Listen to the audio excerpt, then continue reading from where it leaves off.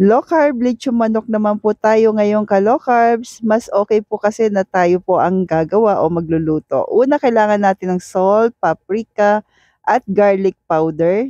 Tigwa 1 tablespoon po yung akin dito. Thyme, 1 teaspoon. Yung paminta rin po ay 1 teaspoon. Sa cayenne po, half teaspoon lamang po, pero optional lamang po ito. Then yung ating natural herbs ay available po sa Jedder's Green Dahan. So imimix lang natin ito ka-low carbs. Pagsama-samahin natin po ang lahat. Ito po yung pinaka-favorite ko talaga na panghalo po sa lechong manok. So please don't forget to like and follow po para updated tayo sa ating mga low carb meal every day. Thank you po and God bless.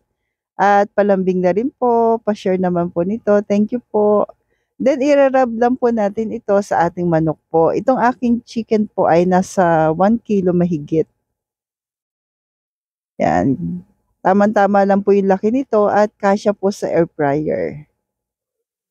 So irab lang po natin sa labas at maging sa loob po. At ang ilalagay natin yan sa loob po ay tanglad. So pag walang tanglad, share ko po sa inyo yung pwedeng pamalit po ay isang buong sibuyas. Para po ilagay sa loob. Pang-alis yan ng ano po, ng lansa ng manok. Yan. Then rub lang natin ka-low carbs. So imamarinate po natin ito na magdamag. Mas okay po kasi na mga magdamag. Pero nilalagay ko siya sa freezer.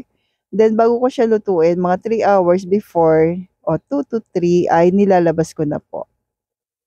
Yan. Pero pwede rin naman mga 2 hours o 1 hour. Yan. So ito po. Then mag-rub naman tayo ngayon ng olive oil. Bago po natin isalang sa air fryer.